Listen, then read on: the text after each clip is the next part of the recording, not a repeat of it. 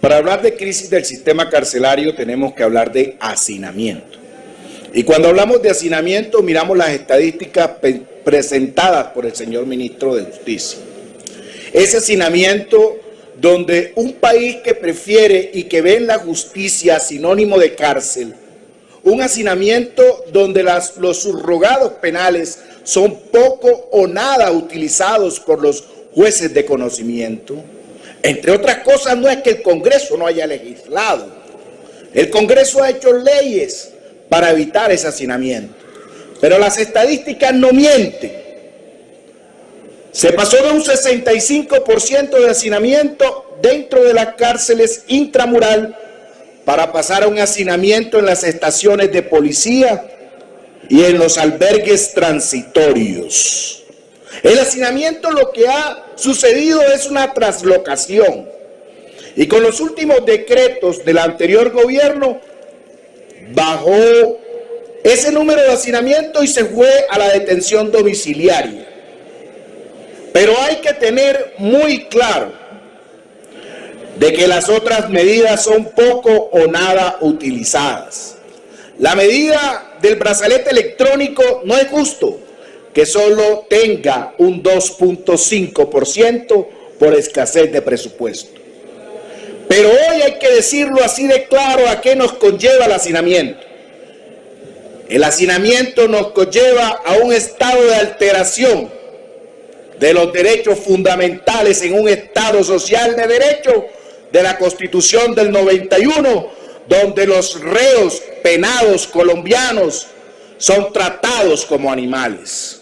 Y hay que decirlo así de claro, porque si miramos, eso contribuye a otra terminología importante que se llama reincidencia en el delito. ¿Y por qué se reincide en el delito en nuestro país? Primero, por ese estado de hacinamiento y de poco acompañamiento y de maridaje en unos jueces de ejecución de penas que deberían estar acompañando al cumplimiento de la pena de manera digna junto con el IMPEC, que le ha tocado, señor coronel, administrar el hueso porque la carne la tiene la USPEC. Segundo, porque ha habido una vulneración de derechos para cada uno de esos detenidos y que ha sido certificado en esta tarde por voz de ellos.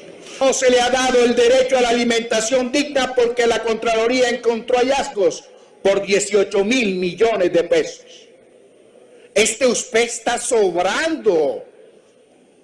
No se le da derecho a la educación porque la USPEC no es el ministro de Justicia ni el señor coronel. La USPEC que administra estos recursos no lo ha hecho dignamente y en un estado austero, donde nos hemos apretado el cinturón desde el Congreso en una reforma tributaria, la USPEC no tiene razón de ser para seguir funcionando, maltratando los derechos fundamentales de los internos detenidos en las cárceles, señores.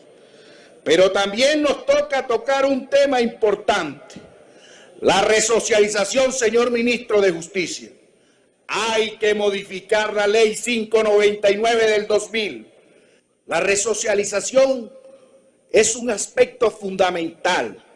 La ley 599 del 2000 debe introducírsele las penas restaurativas y que la sociedad, a bien que hablan del lenguaje taurino, deje de creer que cárcel es sinónimo de justicia porque aquel que se roba un puente tiene que devolver la plata del puente, tiene que subsidiar la resocialización en un fondo de resocialización para aquellos que no tienen cómo resocializarse. ¿No creen que es mejor devolver el pecunio que costarle 2,5 millones de pesos al sistema judicial de un ministro de Justicia que no toca la plata carcelaria porque la toca el señor director de la USPEC? Cárceles sin terminar como la de Ipiales, cárceles sin terminar como la del Chocó. La situación no es de cárceles, es de penas restaurativas, es de utilizar las otras penas sustitutivas y que los jueces de ejecución de penas cumplan realmente con la función inspectora de acompañamiento que la Corte Constitucional les ha delegado. Pero no podemos echarnos mentiras, señor ministro de Justicia. ¿Cuántos reos tienen derecho a salir o cuántos reos reclaman por incapacidad médica la detención domiciliaria, pero van donde un juez de ejecución de penas y le cobran por un derecho que le corresponde?